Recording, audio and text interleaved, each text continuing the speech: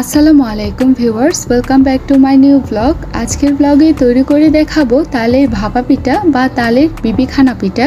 ভাদ্র মাসে তালের রস দিয়ে বিভিন্ন রকম পিঠা খেতে খুব ভালো লাগে। তালের রস দিয়ে বিভিন্ন রকম পিঠা তৈরি করা যায়। তার মধ্যে তালের পোয়া পিঠা, তালের বড়া, তালের পাটিসাপটা, তালের রসমঞ্জরি পিঠা, আবার কেকও তৈরি করা যায়। সেই পিঠার রেসিপিগুলো আপনাদের সাথে শেয়ার করব। তবে আজকে যেটি দেখাচ্ছি সেটি হচ্ছে অনেক সফট এবং স্পঞ্জি তালের ভাপা পিঠা। পিঠাগুলো তৈরি করা কিন্তু অনেক সহজ, মাত্র 10 মিনিটের মধ্যে অনেকগুলো পিঠা তৈরি করে নিতে পারবেন। চলুন তাহলে রেসিপিটি শেয়ার করছি। আমি নিয়েছি 1 কাপ চালের গুঁড়া, হাফ কাপ ময়দা, 2 চামচ ব্লেন্ড করে নারকেল দিয়েছি, 1 চা চামচ লবণ, 3 চা চামচ গুঁড়া দুধ দিয়েছি, 1 কাপ চিনি দিয়েছি। মিষ্টিটা আপনারা আপনাদের পছন্দ মতো দিয়ে দিবেন। 1 চামচ দিয়েছি ইস্ট, 1টি ডিম দিয়েছি। সবার শেষে দিয়ে দিচ্ছি তালের রস।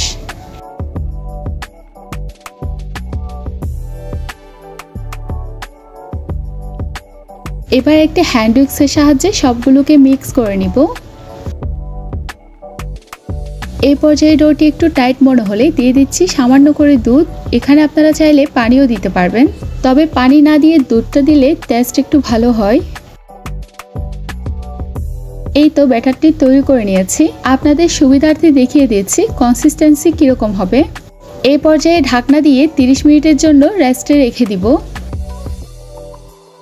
30 মিনিট পর দেখতেই পাচ্ছেন ডোটির উপর বাবলস ক্রিয়েট হয়ে গেছে, তার মানে ডোটি এখন পারফেক্ট হয়ে গেছে পিঠা বানানোর জন্য। এবার আমি একটি চামচের সাহায্যে ভেতরে যে বাতাস রয়েছে সেগুলো বের করে নিচ্ছি।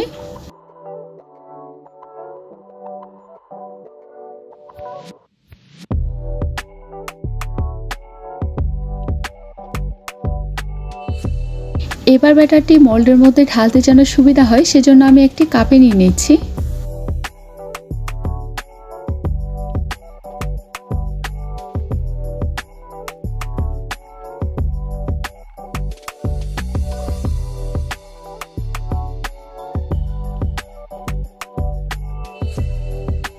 এখন আমি একটি কেকের মোল্ড নিয়েছি। পিঠা তৈরি করার পর মোল্ড আউট করতে যাতে সুবিধা হয় সেজন্য আমি সবগুলো কাপের মধ্যে তেল ব্রাশ করে নিচ্ছি।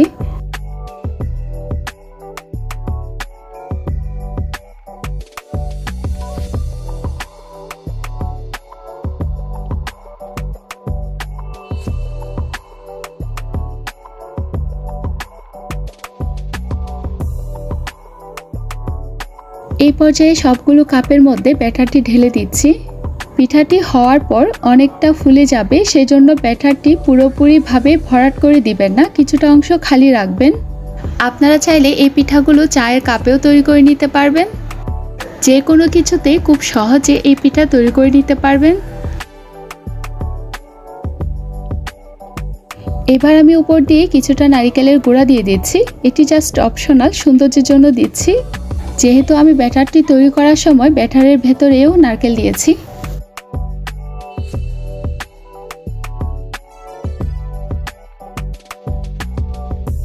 এবার আমি এই পিঠাগুলোকে ভাপে তৈরি করে নিব।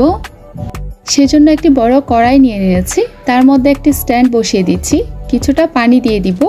পানি দেওয়ার সময় অনেক বেশি পানি দিতে যাবেন না, সামান্য করে পানি দিবেন যাতে করে স্ট্যান্ডের উপর দিয়ে না ওঠে। এর উপর আমি পিঠার মোল্ডটি বসিয়ে দিচ্ছি।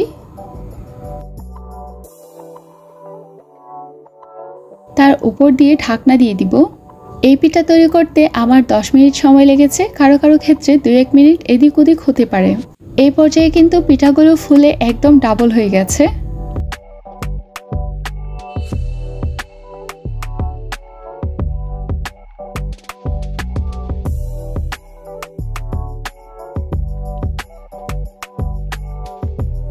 এবার আমি একটি কাঠির সাহায্যে দেখে নিব পিঠার ভেতর দিয়ে হয়েছে কিনা।